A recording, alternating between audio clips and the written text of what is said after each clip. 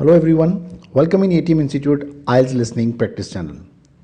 If you want to take printouts of this listening, question paper link is available in description box for printing. Keep your mobile phone or laptop aside after starting practice and please don't pause or rewind during practice. Moreover, kindly subscribe our channel for new updates if you have not done yet. So best of luck and let's start the practice. Please. Test 2. You will hear a number of different recordings and you will have to answer questions based on what you hear. There will be time for you to read the instructions and questions, and you will have a chance to check your work. All the recordings will be played once only. The test is in 4 sections. At the end of the test, you will be given 10 minutes to transfer your answers to the answer sheet. Now turn to Section 1. Section 1. You will hear part of a telephone conversation between a customer and a booking agent. First, you have some time to look at questions 1 to 8.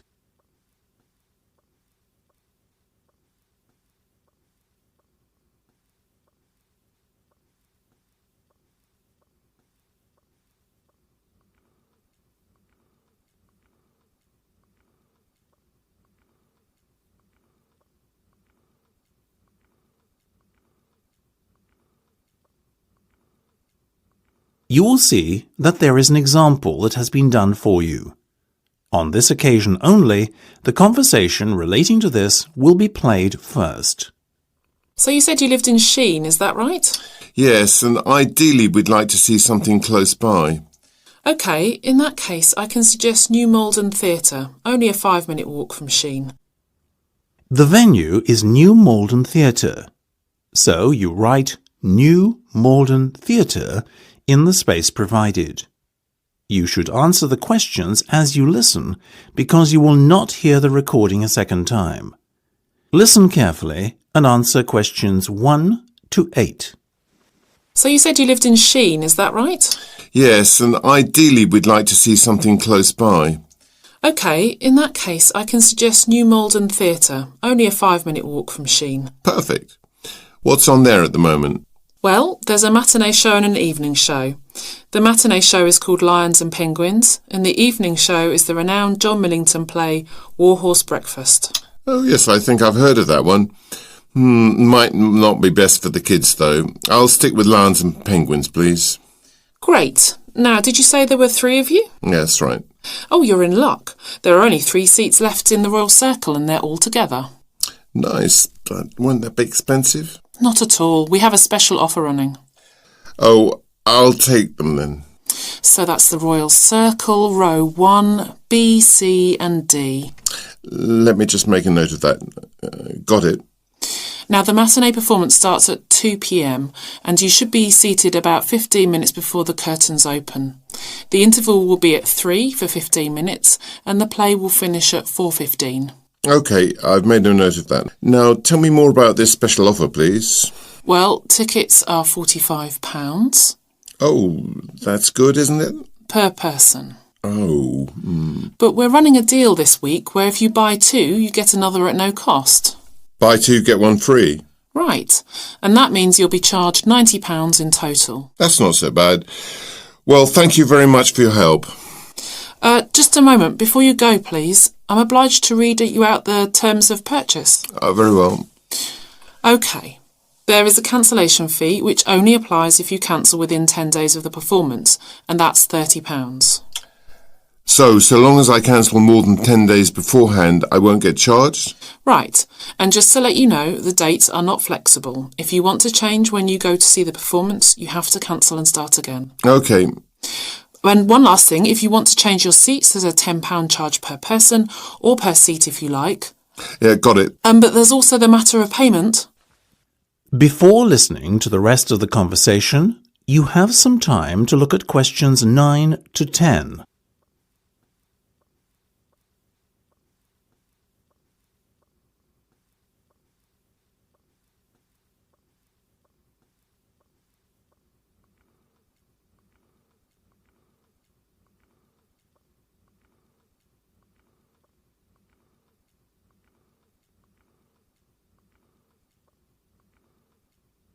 Now listen and answer questions 9 to 10.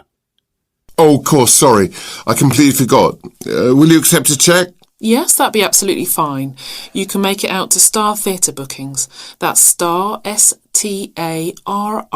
Theatre Bookings. It's my surname, not the word, so don't forget 2 R's. OK, 2 R's. And just write the booking reference on the cheque to help me match the payment to your entry on our system. Of course. It's BUKTHTR14582. That's BUKTHTR14582. Great. Thanks ever so much. You're welcome. Now, I won't keep you any longer. You seem in an awful hurry. Yes, sorry about that. I am. Thank you. Bye-bye. That's the end of section 1. You have half a minute to check your answers.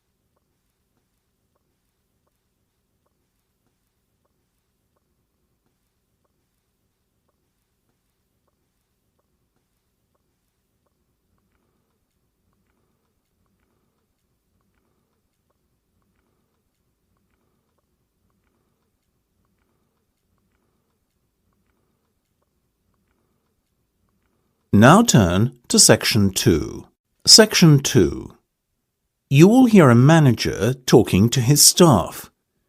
First, you will have some time to look at questions 11 to 13.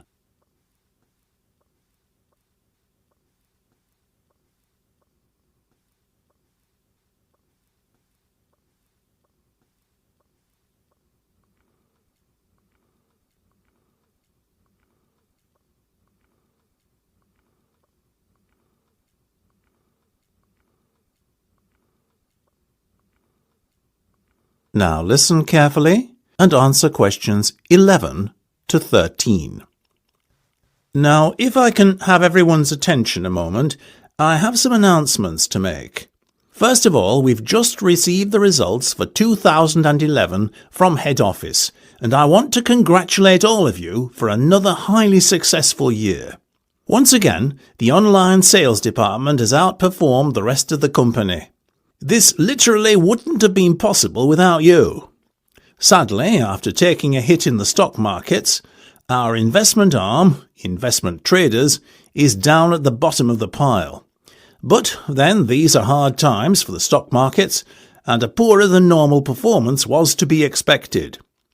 A little more surprising is how well the retail sales department did.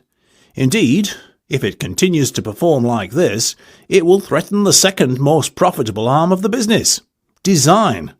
But for the moment, it must content itself with third place. As for profits in the wholesale division, well, they've stayed pretty static at around £500,000. Overall, the message coming down from head office is, keep up the good work. Before you hear the rest of the discussion, you have some time to look at questions 14 to 20.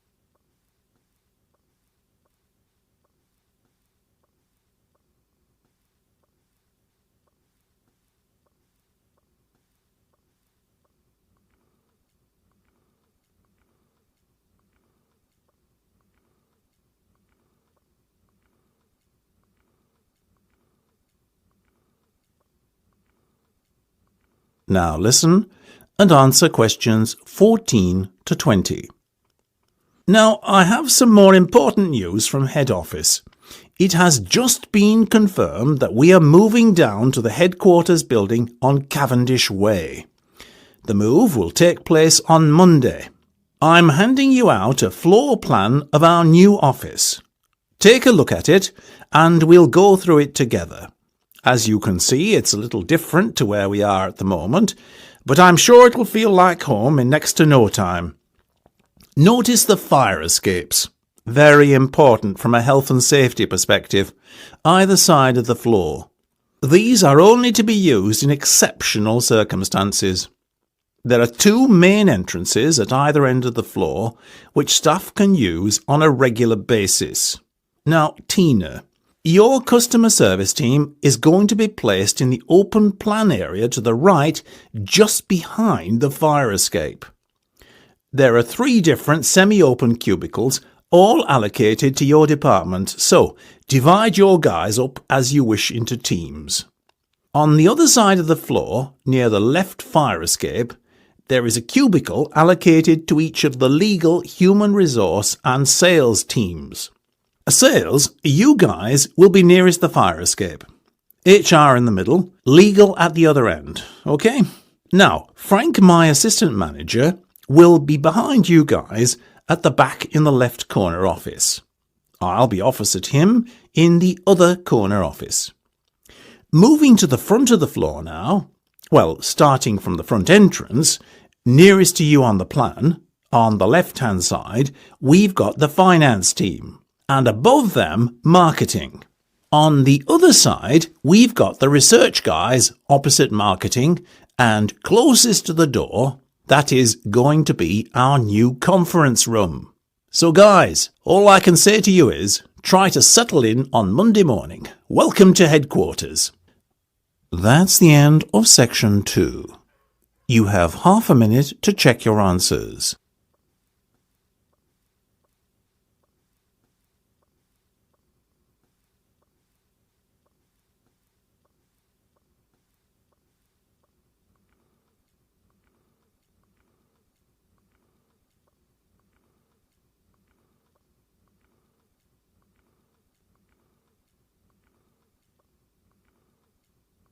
Now turn to section 3.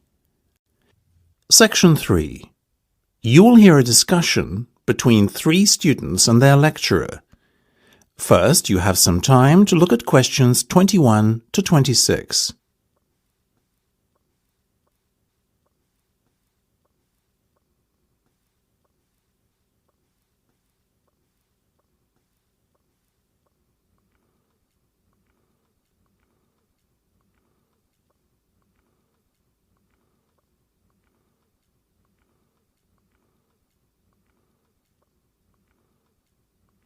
Now listen carefully and answer questions 21 to 26.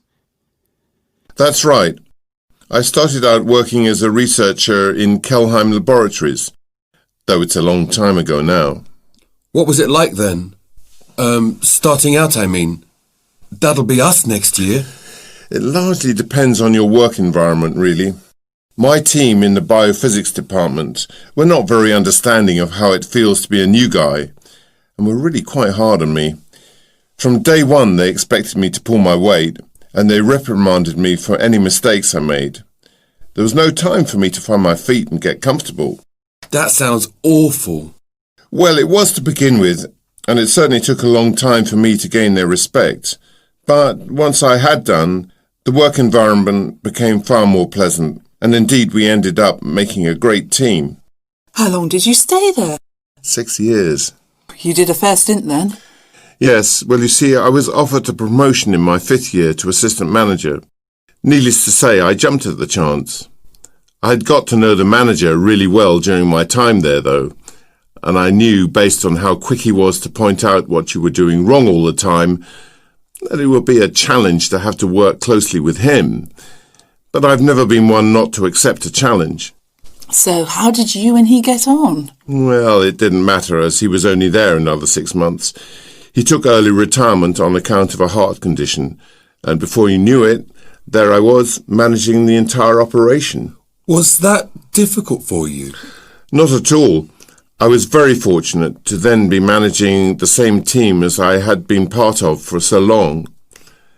They were at ease with me and the way I did things, so the department functioned really well for a time. Only for a time? Yes, until I got into a dispute with the directors.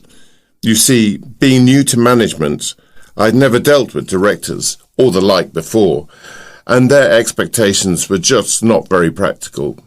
They had their head in the clouds, if you ask me. Anyway, they expected me to get instant results in our lab work. Needless to say, I wasn't prepared to rush the delicate experiments we were conducting along too quickly. I stood my ground and made it clear that I had no wish to pressure my team, and that, in my eyes, they could have as much time as they liked to find out what they were looking for. This didn't go down too well with the directors, and they got rid of me. You mean you were sacked? In a manner of speaking. Well, they told me to leave of my own accord or I would be removed. I left. And is that when you started to lecture? Yes, and I've been doing it ever since. When I first arrived, Dr. Michael Stout was still a member of staff here. You mean the programme director? Well, he wasn't back then. I have Michael to thank for showing me the ropes. He was very considerate of the new faculty members and assisted me no end. And now, here I am, 20 years a lecturer. How time flies. Well, sir, we're very glad to have you as ours, that's for sure. Yeah, you make all the stuff sound so interesting, unlike some of them. Couldn't agree more. Honestly, I almost fall asleep in the other classes. Now, come on. I'm neither that good, nor are your other lecturers that bad.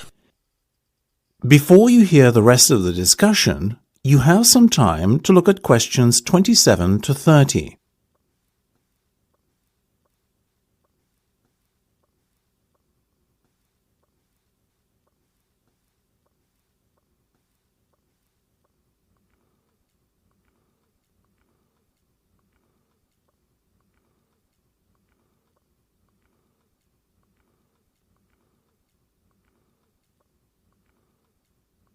Now listen and answer questions 27 to 30.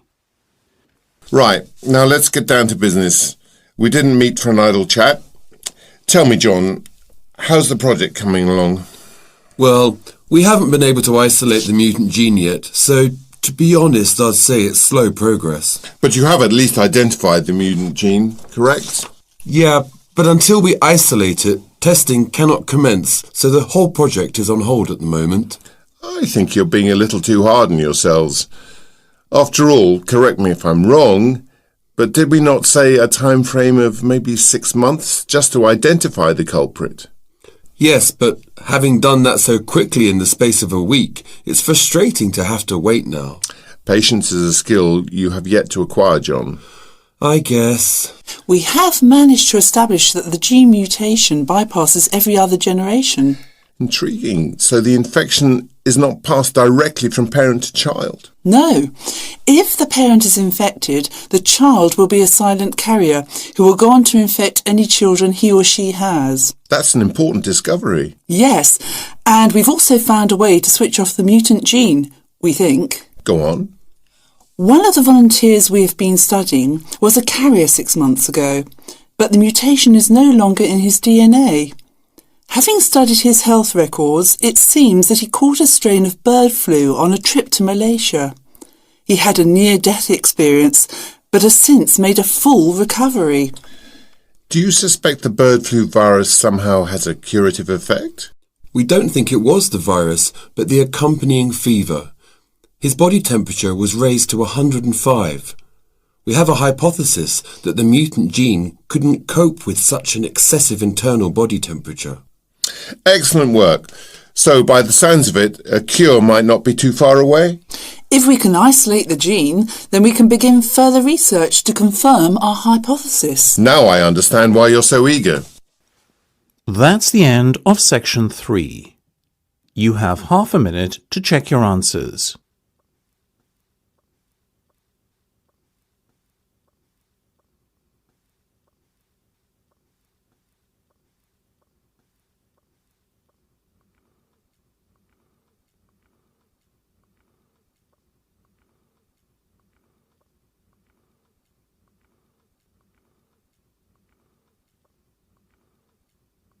Now turn to Section 4. Section 4.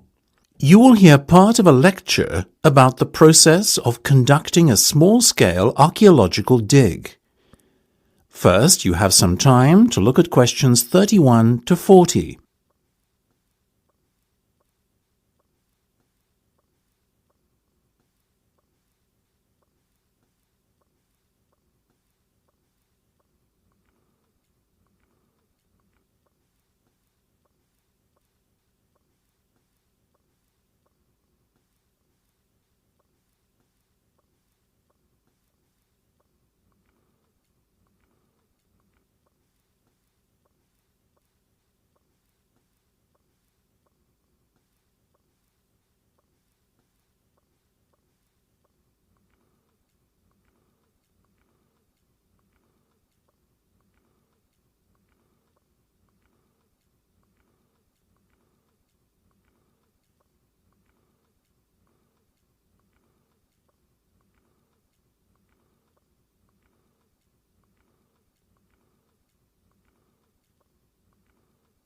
Now listen carefully and answer questions 31 to 40. It is encouraging to see so many students here after hours to attend what is an optional lecture. I am very heartened. Thank you all for coming. Today's lecture is about bringing what you have learnt to life, or at least showing you how to bring it to life, or put it into practice. If you are truly passionate about archaeology, you will not wait until your first official dig or field trip with the university to get started. Why? Because it is so easy to do one yourself. Every weekend, each and every one of you can be going out scouting the land for potential dig sites and conducting your own amateur digs to gain what would be priceless on-site experience, which will stand to you if and when you qualify. So, my goal for today is to show you what you need to do. And it is really quite simple. So, let's start with the obvious. First of all, you have to identify a suitable dig site. The best way to go about doing this is by surface collecting, or walking around an area looking for things out of the ordinary. Ideally, you'll look to find a midden, that is MIDDEN, an archaic term for a refuse site. Remember, dumps are a feature of modern existence. But in the near and distant past, people would simply dig a random hole and designate it as the spot to throw rubbish in. And that's your midden. Alternatively, if your surface collecting doesn't yield many finds, consider asking the local people of the area what they know. Sites are often found by word of mouth. Or if that doesn't work, use the state files. Remember, they are normally only ever open to qualified archaeologists, so you, the students of UCD, are in a very privileged position indeed to be able to access them. Now, once you have found a site with some potential and collected some surface finds, it's time to evaluate what you have collected. The objective is to identify the area of your prospective dig site, which was the most densely populated, as this will yield the best results come dig time.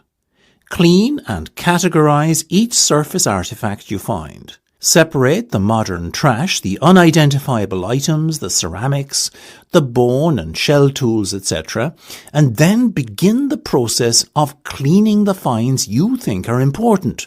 Use plain water, as washing detergents can damage delicate pieces and cause etchings and the like to vanish. A soft brush will remove encrusted mud from any crevices quite effectively too, so please avoid scratching or picking at finds for obvious reasons.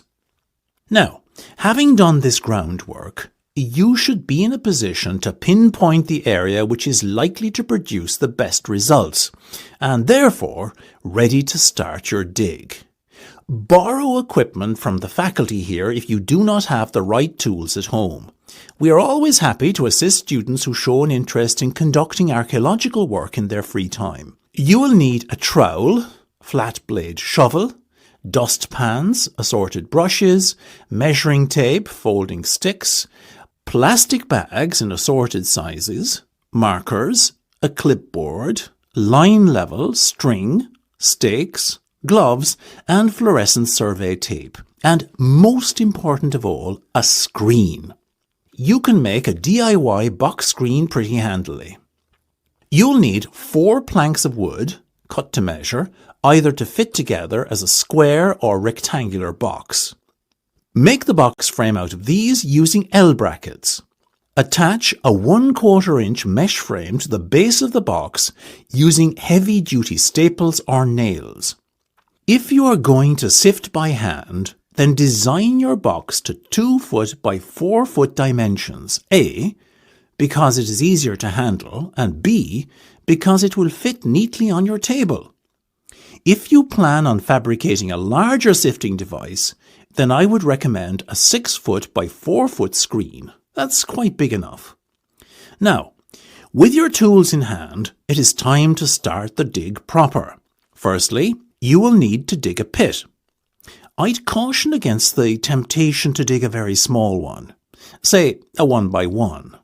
Why? Simply because you'll be getting in your own way as your dig progresses.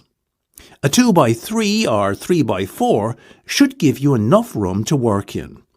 Place a stake and an eye hook at each corner of the pit and pull some string or cord through each stake to keep the edges of the pit clearly defined. Let's break here for 5 minutes to... That is the end of section 4. You now have half a minute to check your answers.